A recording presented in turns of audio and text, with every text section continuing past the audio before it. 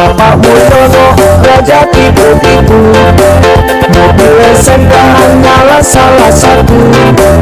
Banyak fakta, banyak bukti ditemui. Mulyono dua. Yang ini kan masalahnya dengan pik 2, bukan dengan siapa-siapa. Ini mau dibohongin lagi, mau lepas badan, aduan, nggak bisa. Sekali lagi jangan macem-macem, ini tanah Banten, tanah leluhur. Ya, banyak pejuang-pejuang di sini, banyak ulama-ulama di sini, banyak pendekar-pendekar di sini, banyak jawara-jawara di sini buat mati membela daripada tanah air. Iya.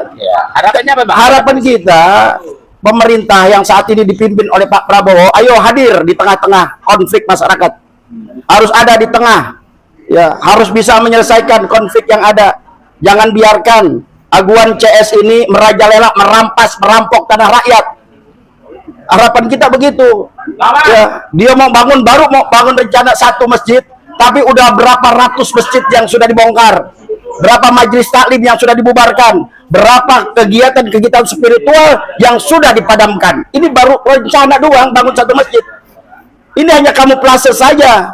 Dan ingat, kalau saat ini Said Didu ditahan, maka dia akan menjadi trigger untuk kebangkitan daripada pribumi Indonesia.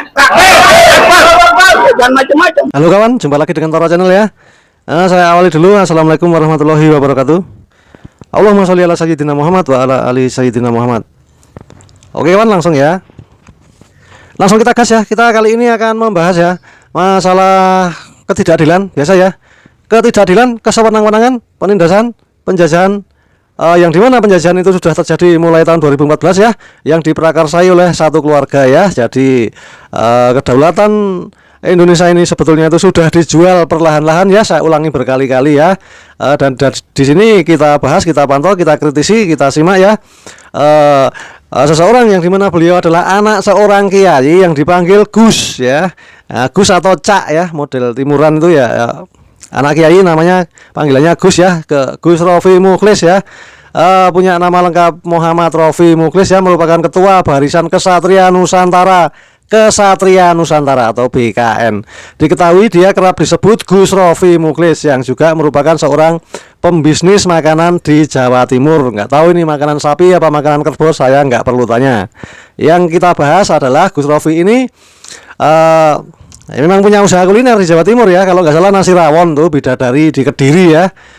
Dan cukup terkenal, bahkan yes pokoknya ngetop lah di Kediri sana itu.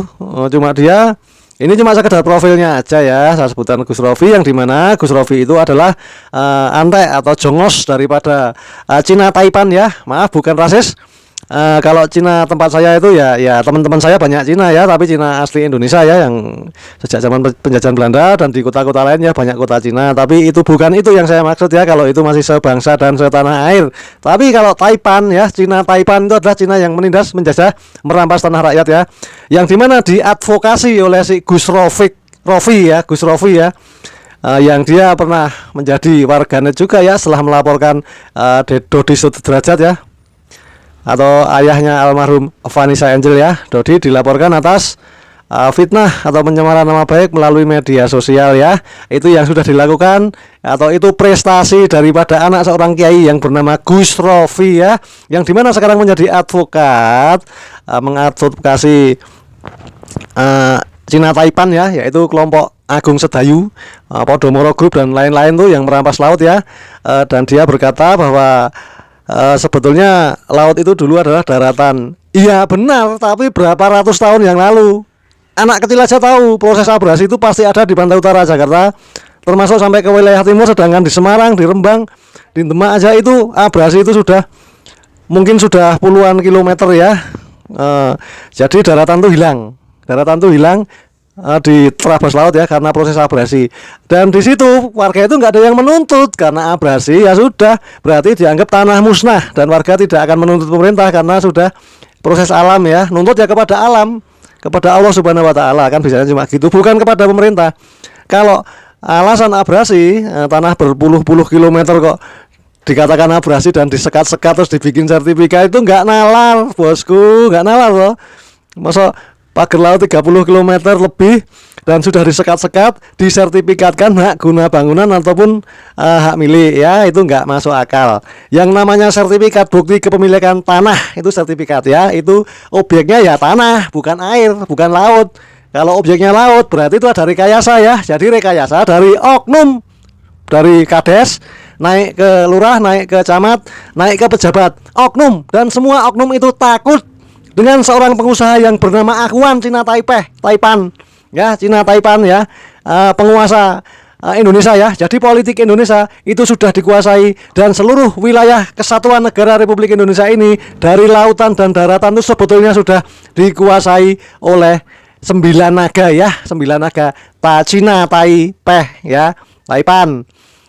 Kayak di Pulau Rempang tuh, nggak kasihan tuh, warga diusir sampai kantor kecamatan aja, itu buat kantor itu, kantornya 9 naga itu, pegawai kelurahan, pegawai kecamatan diusir. Kalau nggak percaya silakan googling, dan apa yang saya omongkan harus benar, harus tepat ya, harus A1. Kalau saya salah itu sangat berbahaya. Nanti bisa dibully oleh netizen ya.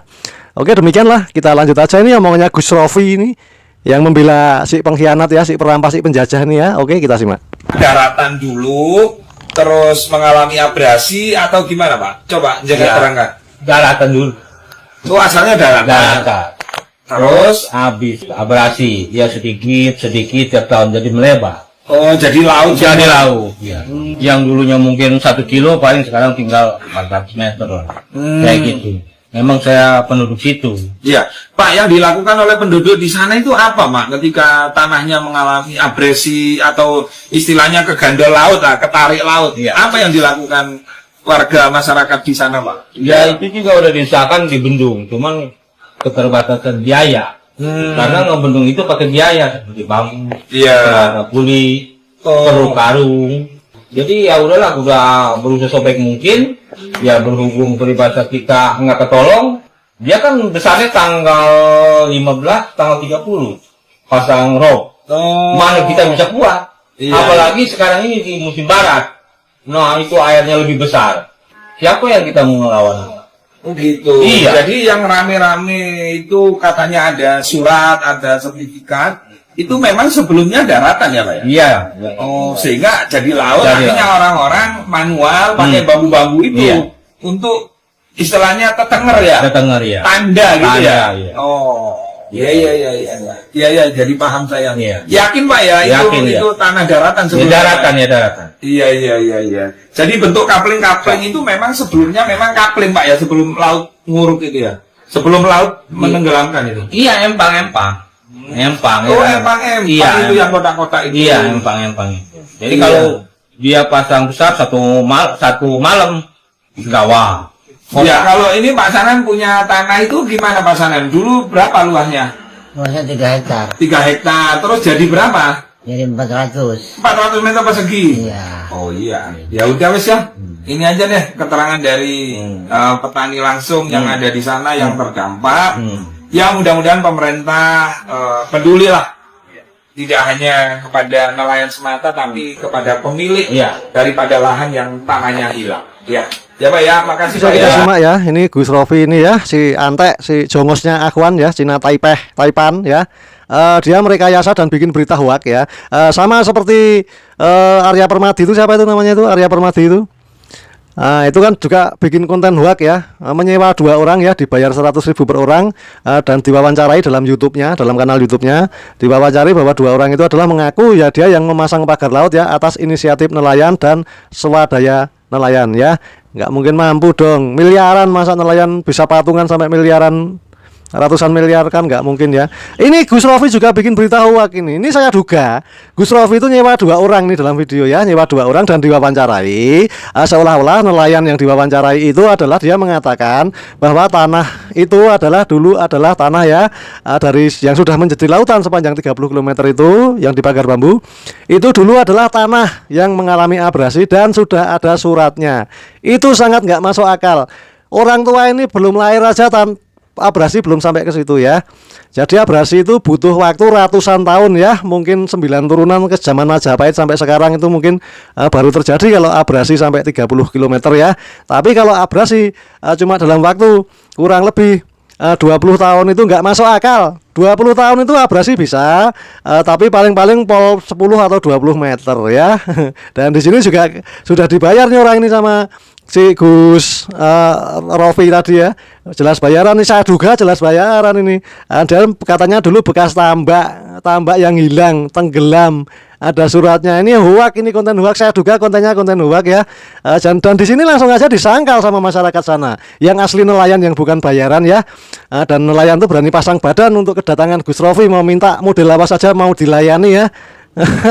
Ini ngawur ini si Gus Romi ini, Rofi ya, maaf kata kalau salah mohon dikoreksi ya. Karena keterbatasan ingatan saya, jadi saya butuh subscribe, like-nya ya. Maklum sudah tua, jadi agak lemot pikirannya. Ini dilawan ya sama penduduk situ dilawan atau disangkal keterangan konten-konten hoak dari Gus Rofi ya, yang dia mencari pembenaran ya, suatu kesalahan yang dijadikan benar, yaitu pembenaran ya. Dia seorang Gus, seorang anak kiai yang harusnya mendalami agama, tapi ini malah membantu maaf orang kafir ya, Cina Taipan. Dan dia bersekongkol ya, dia termasuk juga logika penjajahan ya. Logika penjajahan itu seperti ini. Dan di sini rakyat Banten juga melawan ya. Semua elemen dari rakyat Banten melawan dan siap mati bertempur dengan siapapun ya yang menjajah negeri Banten ya. Karena Banten adalah sebuah kasultanan seperti Yogyakarta, yaitu Kasultanan Ngayogyakarta Hadiningrat. Itu juga masih hidup sampai sekarang. Dan di Banten pun sebetulnya juga masih hidup ya, Kasultanan Banten. Ini seluruh elemen melawan ya, sampai titik darah penghabisan dan berani mati ya. Dan juga di sini Menteri ATR BPN kan sekarang sudah diganti si Wahid, siapa itu namanya, Wahid, maklum saya lupa ya karena sudah tua, pikiran saya lemot, jadi untuk menghafal agak sulit ya. Menteri ATR BPN sudah namanya si Wahid siapa itu. Ini juga sudah benar, tapi dia kurang berani, cuma sangat hati-hati ya, mungkin karena juga ketakutan dengan penguasa. Penguasa di Indonesia itu yang paling kuat itu bukan penguasa yang kita lihat ya, tapi adalah 9 naga. Itulah 9 naga Akhwan, itulah penguasa terbesar di Indonesia. Saya duga seperti itu. Karena dia sudah punya strategi, targetnya tahun 2029.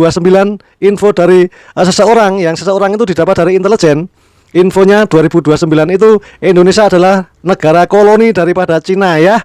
Ya, diduga seperti itu, tapi data itu dari Kiai, yang dimana Kiai dapat info dari seorang intelijen negara Indonesia ya. Oke, selanjutnya langsung aja kita gas simak. Kalau kita bicara masalah kasus Tangerang, belajar dari situ, secara prosedur, secara legal, secara yuridisnya lengkap kap secara administrasi. Jadi ada juga mereka membayar PBB juga, ada PBB-nya. Saya nggak tahu juga kenapa laut ada PBB-nya. Jadi ini kalau memang ini melibatkan banyak pihak, ya memang betul melibatkan banyak pihak. Ada sertifikat dirinya, ada dokumen keterangan, ada lengkap. Secara prosedur maupun secara yuridis tidak ada yang dilalui. Kami sudah periksa satu persatu. Karena sebelum membatalkan itu kami memeriksa satu persatu. Hanya ketika kita cek fakta materialnya saja, kenanya di fakta materialnya itu. Nah, ngecek fakta material ini kan harus dicocokkan, dipanggil dulu dan sebagainya. Itu pun banyak sekali ketika kami selesai sholat Jumat, ada beberapa SAM yang kami batalkan, saya di demo. Lanjut ya, saya potong dulu ya, ini saya terangkan nih. Jadi ini omongannya Gus Rofi ini, katanya Airlangga Hartarto itu mengatakan bahwa proyek strategis nasional itu kan bukan termasuk PIK 2, PIK 1, PIK 2, PIK 3 dan seterusnya. Itu bukan proyek strategis nasional atau PSN, sudah ditegaskan oleh Airlangga Hartarto. Tapi si Rofi ini bilang, katanya ini dia bilang ya, katanya proyek strategis nasional PIK 2. Apa itu?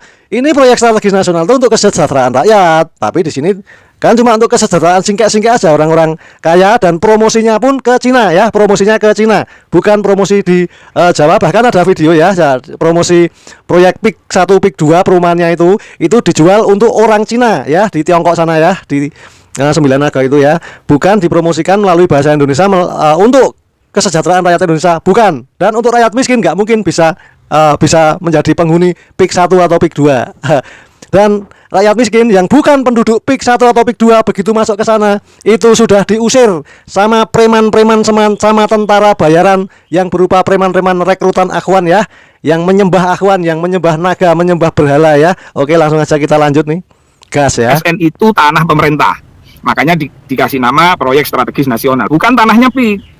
PSN itu tanahnya 1754. Miliknya siapa? Miliknya Kementerian Kehutanan. Nah, kenapa kok dinyatakan sebagai tanah PSN? Karena tanah ini yang katanya Yai Said Ihyaul Mawad, tanah yang terbengkalai, tanah yang nggak keurus, tanah yang istilahnya mati lah Mas Yusuf. Makanya pemerintah menggandeng swasta melalui Perpres tahun 2024, bukan perjok ya, Perpres. Jadi peraturan presiden, siapapun presidennya, karena lahirnya Perpres ini sudah melakukan kajian-kajian terlebih dahulu, melibatkan 6 kementerian, salah satunya Kementerian Pertahanan, Kemendagri, Kementerian Kehutanan, Kementerian Pariwisata, Kementerian Pekerjaan Umum, melibatkan pemerintah daerah, sehingga lahirlah Perpres itu. Di tahun 2024 ada 14 PSN Mas Yusuf, salah satunya yang ada di PIK. Nah, biaya PSN ini ditanggung siapa? Ditanggung oleh swasta. Tapi dengan catatan, swasta yang dipercaya oleh pemerintah ini tidak boleh membangun perumahan. Nah ini, yang boleh dibangun apa? Yaitu tempat-tempat edukasi wisata. Contoh, wisata mangrove. Mangrove per hari ini Mas Yusuf itu ada 91 hektar. Nah itu di komitmennya pihak swasta dengan Kemenko, dalam hal ini yang bertanggung jawab terhadap PSN, itu harus dijadikan 514 hektar. Nah di tanah PSN ini tidak ada tanahnya warga masyarakat, tidak ada tanah yang digusur. Gitu loh Mas Yusuf. Justru malah yang ada adalah petani garap. Nah petani garap ini juga mendapatkan perhatian dari perusahaan swasta tersebut. Dalam hal ini PIK. Mereka dikasih kerohiman. Tidak hanya diusir saja, walaupun karena ini tanah pemerintah harusnya dia meninggalkan tempat itu. Tapi sama pihak PIK juga dikasih kerohiman. Nilainya miliaran. Saya punya bukti tanda tangannya. Terus kemudian petani garap ini Mas Yusuf juga ada yang kepingin selama proyek PSN itu belum dilaksanakan, belum dikerjakan. Ada pertanyaan, bolehkah kami menggarap dulu? Ketika proyek itu selesai baru dikembalikan. Boleh, ada MOU-nya. Jadi selain dapat kerohiman juga mendapatkan kesempatan untuk nggarap itu. Nah, berkaitan yang disampaikan oleh masyarakat misalnya ada penggusuran, lalu kemudian ada ancaman, kemudian ada perampasan. Berita-berita ini hanya ramai di medsos. Tapi kenyataannya Mas Yusuf, selama kami mendampingi masyarakat, bahkan saya ini dikesankan membela PIK, itu saya kan sudah mengumumkan flyer. Nah, siapapun yang dirampas, diancam, digusur, silahkan telepon kami, datang ke kantor kami. Dengan membawa apa? Dengan membawa sertifikat dan ahli waris. Tapi kebanyakan yang datang malah ingin menjual tanahnya. Begitu Mas Yusuf. Jadi urusan pagar laut itu bukan tanah yang rame yang atas nama PT itu sebagian. Cuman yang pasti ketika kami datang ke Desa Kohot tadi pagi itu, saya ketemu dengan warga yang mengalami tanahnya abrasi. Makanya ditanam bambu itu sebagai tetenger gitu loh. Nah, kenapa kok tidak ada ngaku-ngaku kayak gitu Mas Yusuf? Nah, bagaimana ngaku warga itu? Karena sudah di framing jahat. Alhamdulillah, siang hari ini kita dari Jawara Jabodetabek ya, ini mendampingi Bang Said Didu yang dikriminalisasi oleh seorang aparatur pemerintah ya dari Abdesi. Ini luar biasa ya. Seharusnya seorang aparatur pemerintah ini melindungi warganya yang tertindas, yang diambil haknya, tapi ini malah dilaporin. Jadi kalau semua ini yang membela rakyat kecil, yang membela haknya, yang membela daripada kebenaran dilaporkan oleh aparat sendiri, ini lucu. Mau jadi apa negara kita ke depan? Pertanyaannya mau jadi apa negara kita ke depan kalau ada orang yang membela kebenaran, ya, membela hak-haknya, dilaporkan oleh aparatur pemerintah. Ini kan lucu, dagelan apalagi. Dan ada klarifikasi ya dari sang pelapor, Mas Sonta kalau nggak salah namanya, Mas Sonta. Ya, ini tidak ada hubungannya dengan PIK 2. Nah ini kan masalahnya dengan PIK 2, bukan dengan siapa-siapa. Ini mau dibohongin lagi, mau lepas badan, aduan, nggak bisa. Sekali lagi jangan macam-macam. Ini tanah Banten, tanah leluhur. Ya, banyak pejuang-pejuang di sini, banyak ulama-ulama di sini, banyak pendekar-pendekar di sini, banyak jawara-jawara di sini buat mati membela daripada tanah air. Iya. Artinya harapan kita pemerintah yang saat ini dipimpin oleh Pak Prabowo, ayo hadir di tengah-tengah konflik masyarakat. Harus ada di tengah. Ya, harus bisa menyelesaikan konflik yang ada. Jangan biarkan aguan CS ini merajalela, merampas, merampok tanah rakyat. Harapan kita begitu. Ya, dia mau bangun rencana 1 masjid, tapi udah berapa ratus masjid yang sudah dibongkar, berapa majelis taklim yang sudah dibubarkan, berapa kegiatan-kegiatan spiritual yang sudah dipadamkan. Ini baru rencana doang bangun 1 masjid. Ini hanya kamuflase saja. Dan ingat, kalau saat ini Said Didu ditahan, maka dia akan menjadi trigger untuk kebangkitan daripada pribumi Indonesia. jangan macam-macam. Silakan saja misalnya Bang Said Didu ditahan, silakan.